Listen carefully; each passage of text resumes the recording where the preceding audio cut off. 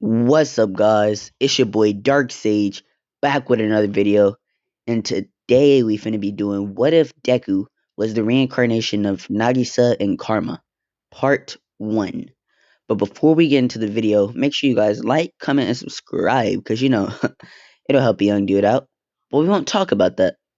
So let's get into the video. So we start this video off after Nagisa and the rest of his classmates kill Koro Sensei. Nagisa is crying his heart out along with everybody else. But Nagisa would stop and he would say, Karma, let's have one more battle to the death. And everybody would look at Nagisa like, what the fuck has come over you all of a sudden? And Nagisa would say, whichever one of us wins will become a true assassin. And Karma looks at him and says, alright, bet. And so they basically go to an open field and they start fighting. And they end up killing each other in front of all of their classmates who are scarred because this was a brutal, bloody fight. And once they die, they're reincarnated into a young, blue haired baby boy. And he's gonna look like. Should I have him look like Nagisa? Mm, fuck it, why not? He'll look like Nagisa. And when he comes out, his mother, she's constantly being attacked by a loan shark. And this would happen to be Inko. And she ends up giving birth to twins. And at this time, the loan shark will walk in and he says, Inko, Inko, Inko, I'll make you a deal. I can either A, kill your husband, or B, take one of your children. Which one? And she obviously gives up one of her children. She looks at her daughter, which we'll name Izumi, and she smiles and she says, he'll be safe, don't worry. But your brother, he's gonna have to go. And she looks at Nagisa, well, Deku, with the face of disgust, and gives him up. And so Hiyashi is basically like, what the hell, man? You can't just come in here and take my child. And he tries to punch the loan shark. But Hiyashi is brutally beaten. And reminding you, they're still in the hospital. He's brutally beaten and taken to the infirmary. And the loan shark leaves with Nagisa. Fuck. You know what? Fuck it. His name's just gonna be Karma. I'm naming him Karma. His name's Karma.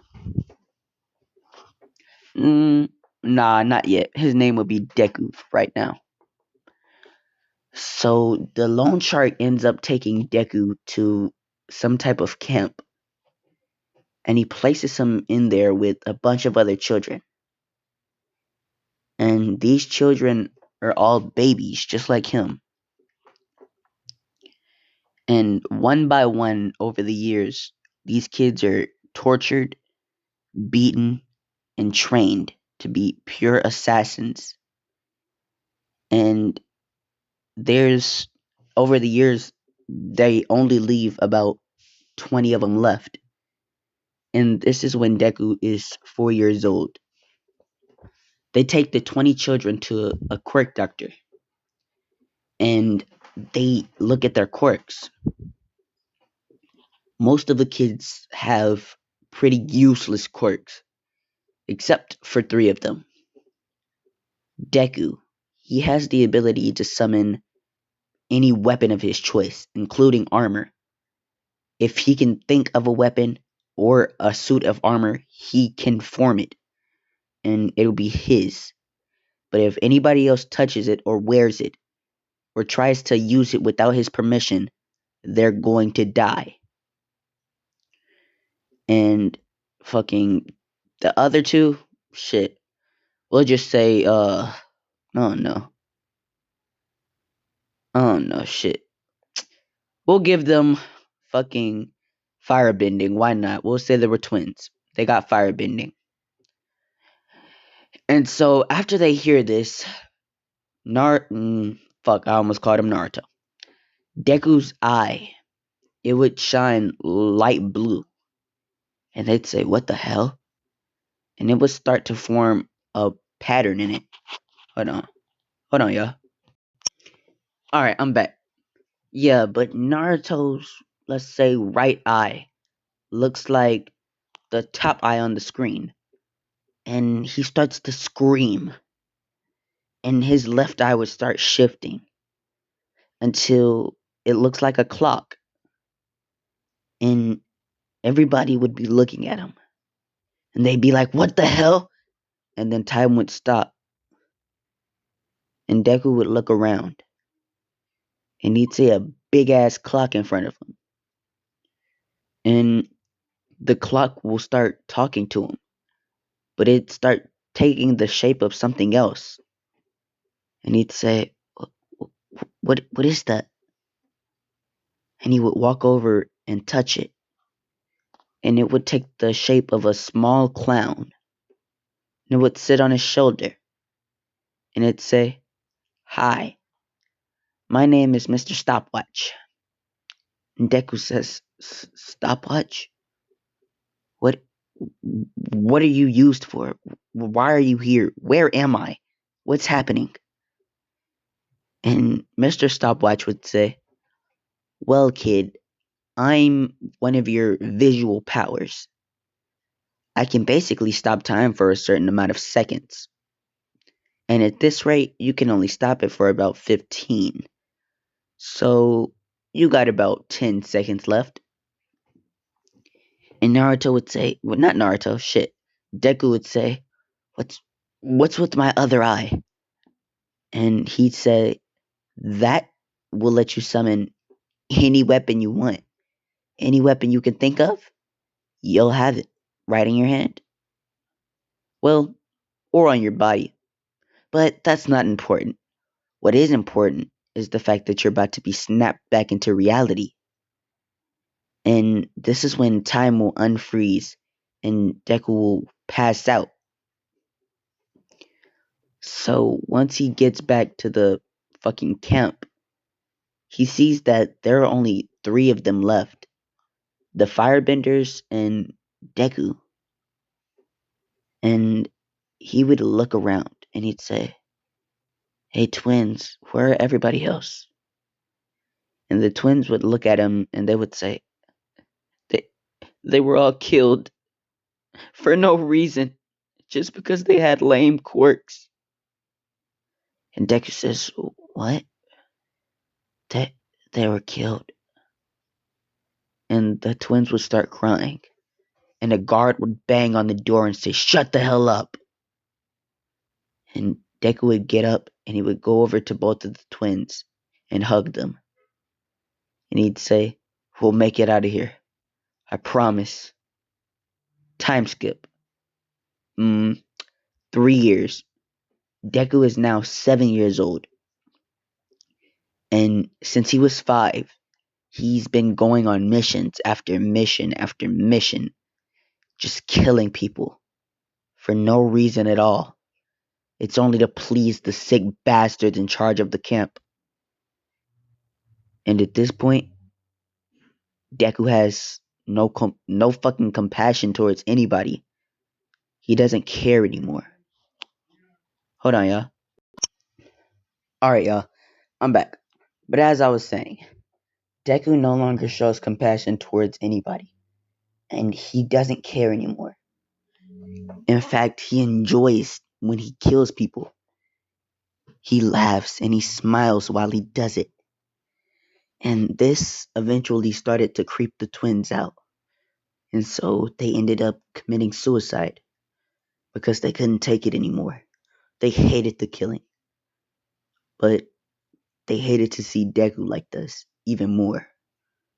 So on the day they took their lives, they left Deku a note. And they say, Deku, don't think this is your fault. Please survive. Live on without us. Promise us you'll do good. Love, the twins. And it's basically beneath their hanging bodies. And when Deku finds this note and he sees their bodies, he sheds one tear, but then he starts laughing.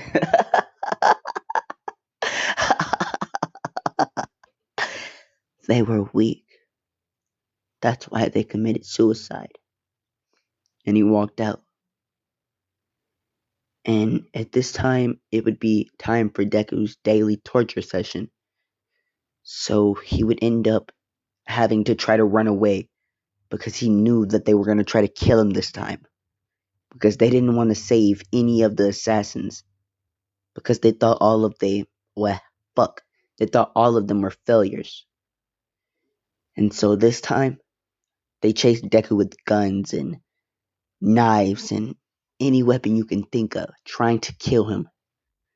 And Deku would be running through this camp with no shoes on, bloody socks, a bloody shirt, and fucking bloody hair.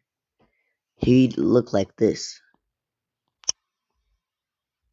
Deku's hair would be covered in blood, except for a little sliver of blue. And once he would fatefully escape the camp, he would run and run and run till he couldn't run anymore. But he eventually landed himself at a hospital. And to remind you, Deku was what? Fucking, I don't know, 7, 8? Yeah, we'll say 8. He's 8 years old and he should have been in school. And so when they saw him, they'd say, "Hey kid, where are your parents?" And Deku would scream, help me, please. Please help me. There are bad people chasing me." And he would, of course, be putting on a little mask because he doesn't want anybody to know he's a crazy, psychotic assassin. But he would go into the hospital and they would bandage him up. And they would say, "Well, kid, you can't stay here. You gotta go back to school." And Deku would say, uh, "Oh, okay." And he would leave and he would travel to shit. We'll say he went to the school that Bakugo was. And he basically enrolled there. He walks in and he sees a bunch of kids laughing and playing. And he almost assassinates one right off rip just for bumping into him. But he controls himself and he calms down and he looks all around for like the principal or what he thinks is the head boss. And he finds him and he says, "I would like to enroll here. I don't have any parents or any money, but I can work." And the principal would look at him and he'd say, "Well then, alright kid, you're gonna be enrolled here from here on out. But your job will be to clean the toilets after the school." And Deku would agree to this. And so the next day, Deku would wake up from the fucking highway he was sleeping on. And he would walk to the elementary school. And when he got to his class, Deku would go in and he would say, "Hello, my name is Karma." Deku would say this name because he thinks to himself. And he would say, "I've had nothing but bad luck. So why not Karma?" And he'd say, "My name's Karma Hyoto. And I'm quirkless." And everybody would bust out laughing at him. And Deku would see this. And he damn near try to assassinate all of them. But again, he calms down and he walks to his seat.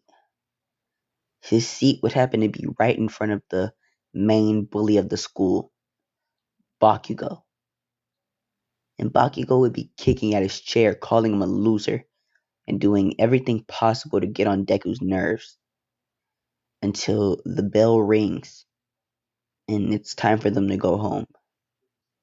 Bakugo and his cronies gang up and they try to attack Deku.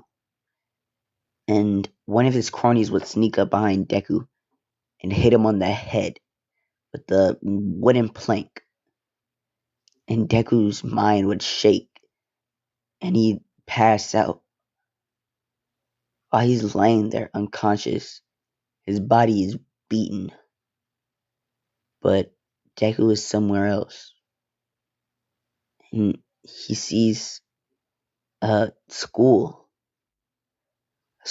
with kids in it, and what looks to be an octopus man. And Izuku would walk into the classroom, and he would see a class full of kids, but one of them seems to look like him. And Nagisa would look at him and say, "Well, you're here."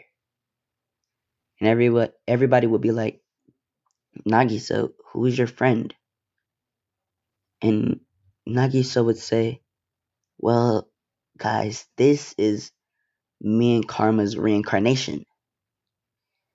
And Deku would say, "Where am I?" And all of them would say, well, nah. Nagisa would say, "You're in your mind. You're in your mindscape, of course. Look around. This is a fictional world created by you. And we were reincarnated into you because me and Karma over there fought to the death." And Deku would say, "Why would y'all do that?" "Well, we wanted to see who would be the better assassin. And so, well, you see where that led us." And Deku would say, "Why am I here? Why did y'all bring me here?" And they would both look at him and say, "We're going to train you. We know you're already strong enough to handle yourself, but we want you to be even stronger. Strong enough to the point where you could kill All Might." And Deku says, "I could already do that if I wanted to." And they say, "Well, we know, but we just wanted to train you anyways." And so for the next 3 days in the Mindscape, nah, fuck it, for the next 3 years in the Mindscape, but the next 3 hours in the real world, Deku would be trained hard. And he would adopt the ways of the snake and the lion. Hold on, y'all. Yep, but as I was saying, Deku ends up adopting the ways of the snake and the lion. And once he basically learns a little bit of their fighting styles and some of their techniques, he's snapped back into reality. And his eyes are hurting. And Nagisa is like, well, Deku, we can now speak to you, and we can see from your eyes. So whenever we want to see things, you'll just feel a little sting." And not Nagisa, Deku's like, "Alright, shit." And so when he gets up, he starts to feel the pain that Bakugo and his cronies left on him, because they beat the hell out of that boy. But he basically limps himself to a random highway, and he tries to get some sleep, but he can't. And he decides to just keep walking until he eventually gets tired. So while Deku's walking, he sees a woman. This woman will happen to be, well, shit, Inko. Why not? And she's walking with Hiyashi and um fucking Izumi, and they're basically just taking a walk in a park, and Deku sees them, and he limps his way to them, and he asks if they can take him to a hospital. And so they basically agree to this because they see a beaten, bloodied boy, and they were worried about him. So when they get to the hospital, Deku has his blood ran into some type of machine just to see what blood type he was. And they would say, Miss Midoriya, I have some interesting news for you. This kid's blood type matches your blood type exactly. And Inko would say, wait, what are you talking about? And Deku would be unconscious, so he's not hearing any of this. The doctor would say, I believe he's your child. And Inko would say, that's impossible. My child was killed by a loan shark. And the doctor says, then would you like to run a test? And Inko agrees to this, and so they end up running the test. And when the doctor brings back the results, the whole family is shocked. Izumi thinks to herself, I have a little brother. And Hiyashi drops to his knees and he says, our son, he's back. And when Inko hears the news that Izuku is, well, back, well, that's what she wanted to name him.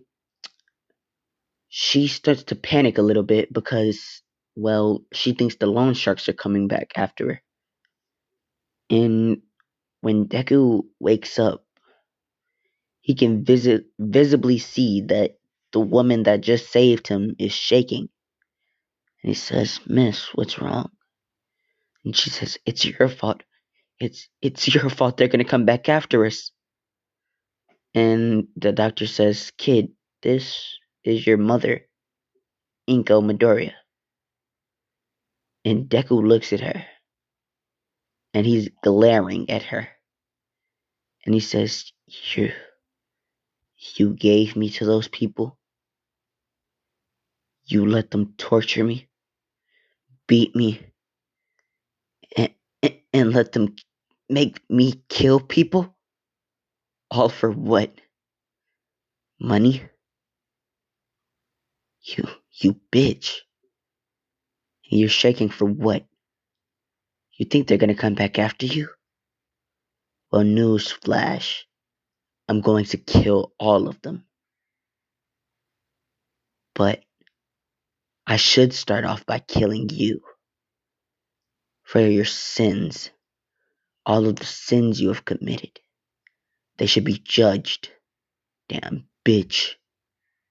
The fuck? And Deku says all of this. And everybody can see him. And he's visibly angry. And Inko is basically jaw dropped because, like, well, I mean, yeah, she just got a death threat and she just got flamed. But we won't get into that. So Inko basically runs over to Deku and smacks the shit out of him. And she says, how dare you talk to me that way? And Deku looks at her and he cocks his head to the side. And he starts smiling. And she sees an image of a snake appear on Deku's shoulder. And he says, well, miss, don't make my snake bite you. And the snake starts hissing. And he says, how dare you lay your hands on me? I only asked you simple amounts of questions. And you decided to smack me because I started telling this truth about you. You're nothing but a scared little girl. In this world, you're weak. You're nothing, in fact. And if I wanted to, I could kill you right now, easily. But I won't, because I'm not that type of person. And Deku starts to smile again. And, well, shit, he got the blood out of his hair, at least. And so now he looks like this. Yeah, so Deku looks like this. And he basically looks over at Izumi and he says, well, you must be my, what, older or little sister. And he looks over at Iyashi and he says, which one is she? And Iyashi says, she's your older sister. And Deku says, well, hi, it's nice to meet you. My name is Karma Hyodo. And Izumi looks at him and she says, my name is Izumi Midoriya. Nice to meet you. And she walks over to him and she awkwardly gives him a hug. And Deku looks at her and he's like, don't be shy. And he hugs her back. And he would eventually let go and walk over to Hiyashi. And he would say, well, as you can see, my name's Karma Hyoda. And yours is. And Hiyashi would say, my name is Hiyashi Midoriya. And I'm your father. And Deku would say, well, of course, silly. I mean, I would only guess that since you were walking in the park with my mother, who is an absolute bitch, by the way. But we won't get into that. And he says, I I started going to a school and there's some kid there with fucking beige hair and it looks dirty and he looks like an evil villain, to be honest with you. And Izumi would say, oh, you must be talking about Bakugo. Did he have a bunch of cronies with them? And Deku would say, yeah. And Izumi would say, yeah, that's Bakugo. Don't worry about him. He's a low-life loser. But he's also my boyfriend. And Deku's jaw would drop. He'd be like, a nice girl like you with him? And fucking Nagisa in Deku's mind, his jaw is dropped. And he's like, what the hell? Karma, do you hear this? And Karma's like, well, yeah, but we're gonna get our payback tomorrow. Don't worry about it. And, well, once they basically get all the greetings out of the way, and they talk for like 2 hours, they basically go back to the Midoriya household. And Deku is shown to his new room. And when he gets there, he basically unloads and he goes to sleep because he's extremely tired. Fast forward the next day, Deku wakes up and his mom or Inko says, Karma, it's time for you to go to school. And Deku would say, alright, mom. And he'd get up and he'd walk over, but he'd still be glaring at her because he hasn't quite forgiven her for giving him up. Because we'll say that the loan shark people told him what his mother did. And this kind of enraged Deku, but he understood a little bit. And so Deku gets ready for school and he leaves out with Izumi. And so once they get to the school, everybody's laughing at Deku. And Izumi says, what are they laughing at? And Deku would say, well, I kinda told them I had no quirk. But that'll change today because I kinda have to fight somebody. And Izumi would say, "Wait, what? What are you talking about?" And they would walk into class, and Deku would see Bakugo. And he would walk over to him, and he would form a metal bat in his hand. And everybody would see this except for Bakugo. And then he would swing the bat directly at Bakugo's head. Direct hit, my G. He's on this nigga's ass. He's beating the shit out of him with this bat. And when he's done, he basically goes to beating the shit out of him with his fist. Left hook, right hook, roundhouse kick combo deluxe. This man can't breathe. And so once he basically gets done beating the shit out of Bakugo, and Bakugo being absolutely defenseless to do anything because, well, I mean, he just got cracked over the head with a bat and he was dazed through half the fight. Deku would go sit down and act like nothing happened. And the teacher would just be like, What the fuck? This nigga different. Yeah, this nigga is definitely different. We can't have this. I would call the principal, but I'm scared he's gonna be on my ass too, so I'm not gonna do that." And so he continues with the lesson while Bakugo is carried to the infirmary, and the end of the school day comes around, and Bakugo would be escorted home by his cronies who would be glaring daggers at this man Deku. And so when Izumi and Deku go home, they're basically talking about how Deku beat the shit out of Bakugo. And Izumi's laughing because, like, she knows that he deserved it. Because Deku told her that he beat him up yesterday. Well, did a couple of hours before he met her and her family. And so when they get home and they open the door, they see fucking Hiyashi and Inko being held at gunpoint by a man. And this man would say, "You thought you could escape?" And Deku would recognize him because he would be the head boss of the camp that he was at. And Deku, his whole demeanor would change. And Karma and fucking Nagisa, their eyes would change. Karma's eyes would look like a fucking um lion's, and Nagisa's would look like a snake's. And Deku would stop time. And he would move so quick to the point where it only left a gentle breeze in the air.